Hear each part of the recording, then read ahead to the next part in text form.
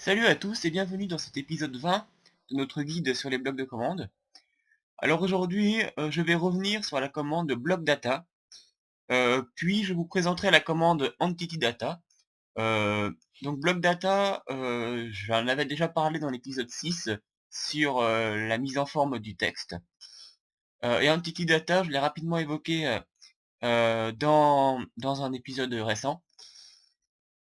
Donc on va commencer par block data. Donc la syntaxe est très simple, hein. La commande block data permet de modifier en fait tous les NBT tags que vous voulez sur un bloc dont vous allez donner les coordonnées.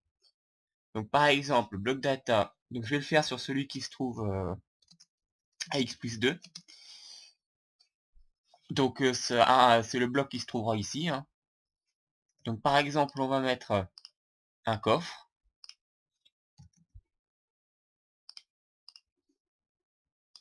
Hop. Donc un coffre classique, hein. Et si je mets par exemple ici custom name, test, j'active la commande. Et voilà, le coffre porte le nom qu'on vient de lui donner, ici, test. Et d'ailleurs, il met, hein, voilà, les données du bloc ont été mises à jour pour, donc les items, il n'y a rien, on a, ça c'est l'ID, alors apparemment on peut même changer l'ID du bloc. Euh, alors ça peut être intéressant. Enfin, je voudrais déjà vous montrer en fait le lock. Euh, si je mets par exemple,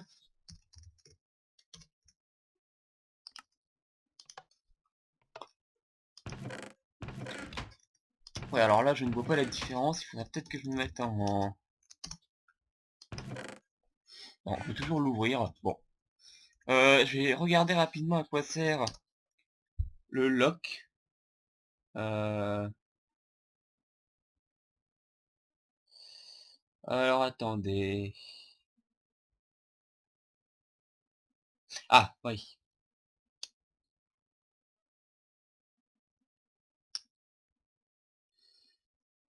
Ah oui, non, d'accord. En fait, pour l'ouvrir, ouais, bon, c'est assez compliqué. Euh,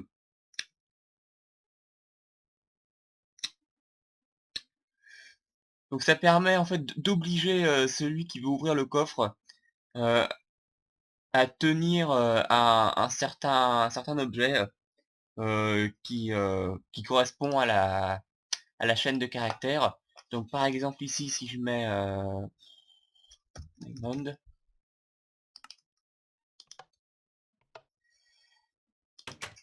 voilà.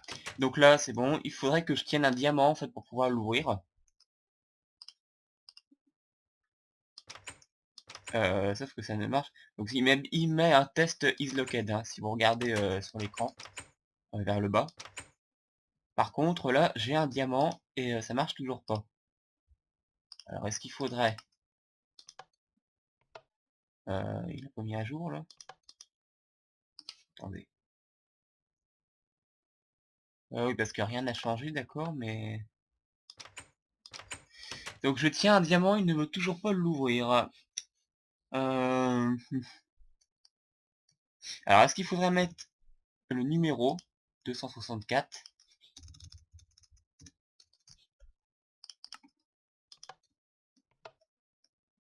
Donc là... Ouais, bon, ça... Ouais. Alors, peut-être que c'est plutôt ça.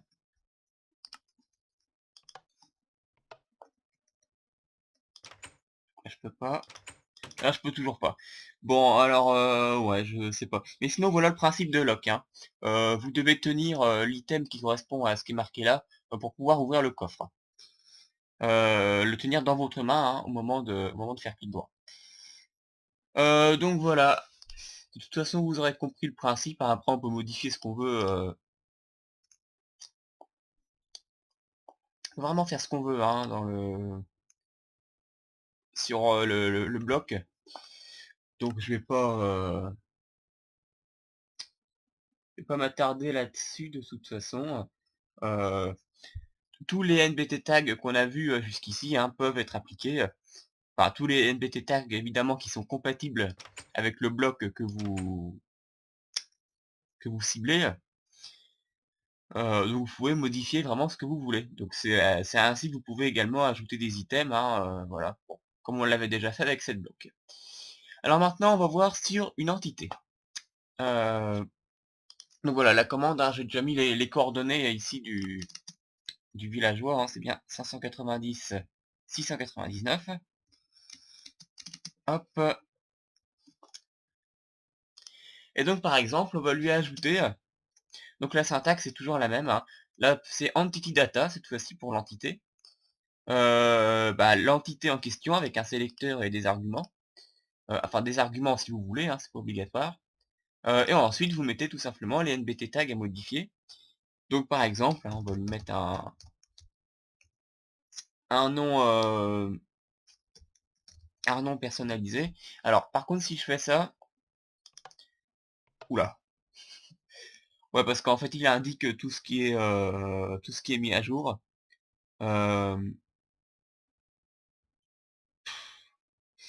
Euh, voilà. Donc ça c'est vraiment toutes les informations sur le villageois. Et donc il affiche vraiment tout à chaque fois en fait, hein. Donc c'est un peu compliqué de voir vraiment ce qui a changé. Euh, donc là je lui ai appliqué ici un nom personnalisé. Sauf que bah, on ne le voit pas, hein, ça c'est tout à fait c'était tout à fait prévu, puisque pour que le nom soit visible, il suffit de mettre custom name visible, j'en avais déjà parlé. Ah, voilà. Et là, alors, ouais voilà, quand je le regarde, j'ai bien le nom qui s'affiche. Donc tout à l'heure, il ne s'affichait pas. Voilà. Alors, je vais regarder. Donc parmi les NBT tags possibles, il y a les drop chance. Euh, mais là par contre,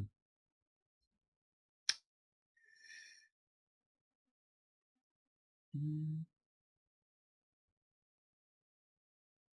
qu'est-ce que je pourrais encore m'amuser à changer là sur lui? Là, je vais regarder.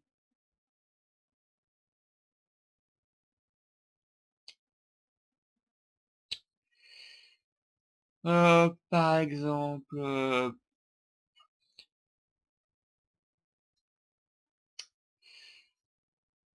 le riding. Je pense que je peux lui ajouter un riding.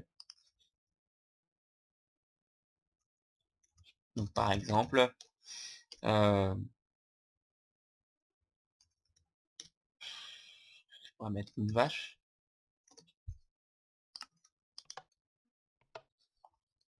Alors apparemment ça ne fonctionne pas.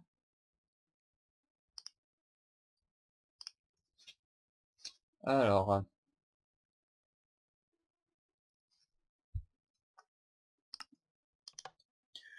ouais, enfin bon, voilà le principe, hein. De toute façon, hein, vous aurez compris, hein, le but ici, c'est quand même d'étudier la commande, les commandes block data et entity data. Et pour le rendre invincible, donc voilà, vous mettez tout simplement invulnérable 1. Je vous mettrai hein, dans la description le lien vers la page du wiki Chunk Format, hein, qui recense tous les NBT tags. C'est quand même assez pratique, hein. Voilà, donc là, si vous essayez de le tuer, ok, bon. Ouais, alors, j'ai dû oublier un truc. Enfin, voilà le principe, hein, bon, là, c'était pas un bon exemple. Et donc, oui, une dernière chose, je voulais simplement... tiens, oui, j'avais tout effacé. Si je modifie l'ID d'un bloc, par exemple, ici, je veux que ce soit Pierre,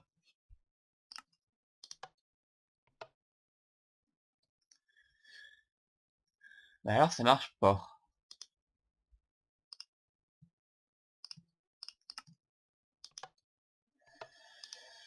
Ok.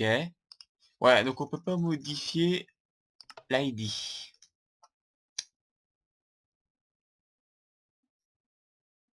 Ouais, bah non, c'est logique. Parce que vous pouvez modifier les NBT tags, mais l'ID du bloc, c'est un... bah, c'est même pas un NBT tag, hein, c'est vraiment une information primaire. Donc non, vous ne pouvez pas modifier le type de bloc. Vous pouvez modifier ce qu'il contient, enfin toutes les informations dessus, mais pas sa quintessence entre guillemets, hein. Bon voilà. Donc ça, c'est pas bien grave. Hem, ouais, ça je me demande, ouais non, je pense pas parce que si c'est un bloc, voici un truc. Hop.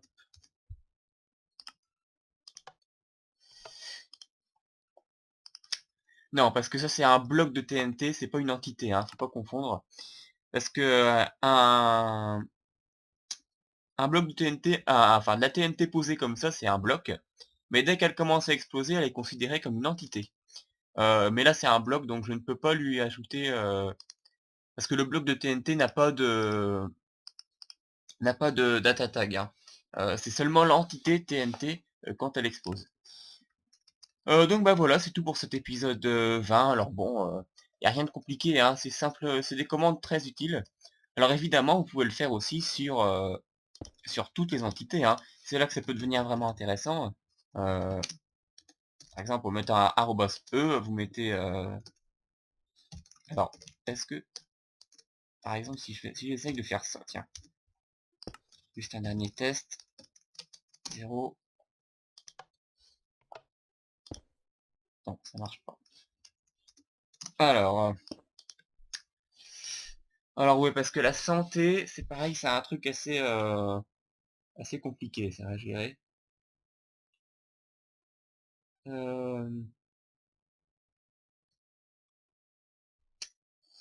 Alors, je vais regarder ça vite fait. Ah oui, c'est...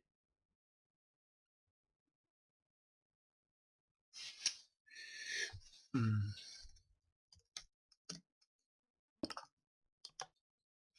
je vais me remettre en...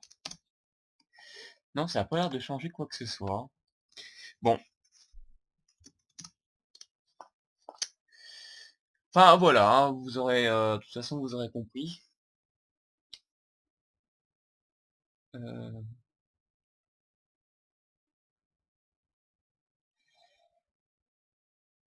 donc vous pouvez vraiment faire tout ce que vous voulez. Donc je vous mettrai dans la description le lien vers la page Format.